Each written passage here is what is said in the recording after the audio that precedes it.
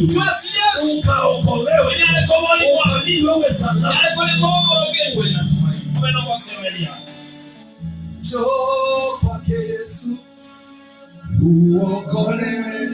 Yesu ni daraja ya kuvuka mto. Ukitaka kuona mambo ya, njoo kwake Yesu nawe uokolewe. Njoo kwake Yesu uokolewe. Yesu ni daraja ya kuvuka mto. Ukitaka kuona mambo, njoo kwake Yesu nawe uokolewe. Niweke comment. Unasikia kuongezwa. Hiyo chakula itakutosha. Ndio itakutosha.